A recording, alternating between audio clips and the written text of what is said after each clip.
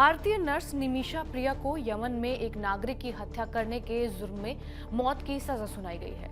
वो 2017 से जेल में बंद है और यमन के राष्ट्रपति ने निमिषा की मौत की सजा को बरकरार रखा।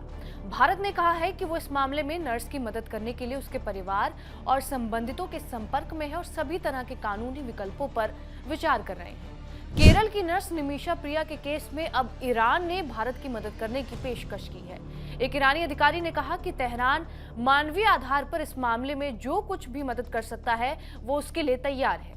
यमन में ईरान समर्थित हुतियों का देश के अधिकांश हिस्से पर कब्जा रहा है। इसमें यमन की राजधानी सना भी शामिल है। ऐसे में यमन पर ईरान का काफी प्रभाव है। ईरान ने भारतीय कॉन्सुलेट के अधिकारियों के साथ इस मसले पर एक और दौर की वार्ता करने की इच्छा जाहिर की है। तेहरान को ये उम्मीद है कि इसके साथ ही उसे भारत के साथ तेल की आपूर्ति समेत बाकी व्यापार संबंधों को पुनर्जीवित करने का मौका मिल सकेगा। ईरान ने ये पेशकश ऐसे वक्त में की है जब अमेरिका समेत पश्चिमी देशों ने रूस पर कच्चे तेल के निर्यात पर अंतर्राष्ट्रीय तौर पर प्रतिबंध लगा रखा है। ऐसे में ईरान रूस के तेल बाजार का ऑप्शन बनना चाहता है। हालांकि हाल ही में अमेरिका ने ईरान की भी 3 तेल कंपनियों पर बैन लगा दिया है। ईरान को उम्मीद अब यह है कि तेहरान भारत के साथ व्यापार संबंधों को पुनर्जीवित करने का आह्वान करेगा, जिसमें भारत को तेल की आपूर्ति फिर से शुरू करना भी शामिल होगी।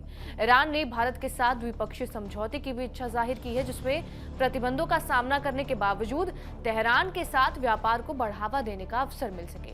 हालांकि ईरान और रूस पर इंटरनेशनल तौर पर बैन लगा हुआ है और उसकी अलग अलग वजह हैं, मगर ईरान के मन में ये सवाल बना हुआ है कि जब वो बैन्स के बावजूद भी भारत रूस से तेल खरीद सकता है तो फिर तेहरान से क्यों नहीं।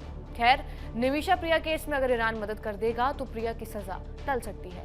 इसके अलावा दूसरा ऑप्शन देखा जाए तो निमिषा के पास ब्लड मनी का ऑप्शन है। दरअसल यमन में शरिया कानून लागू है। ऐसे में निमिषा के पास ब्लड मनी का एक ऑप्शन है।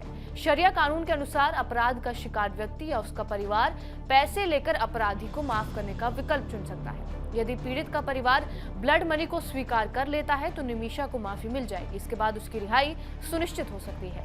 नवंबर 2023 में ही निमिषा प्रिया की ओर से बातचीत शुरू करने के लिए $40,000 यानी कि भारतीय रुपए के हिसाब से देखा जाए तो 34,31,474 रुपए का भुगतान किया गया था। मीडिया रिपोर्ट्स के मुताबिक फांसी की सजा को अगर माफ कराना है तो उसके परिवार को भारतीय रुपए के हिसाब से 3,43,14,740 रुपए और देने होंगे।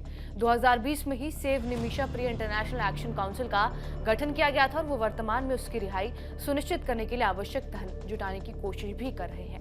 बहरहाल, इस खबर के ऊपर आपकी क्या प्रतिक्रिया है, हमें कमेंट करके जरूर बताएं। बाकी देश और दुनिया की तमाम बड़ी खबरों से अपडेटेड रहने के लिए सब्सक्राइब करिए TV9 डिजिटल।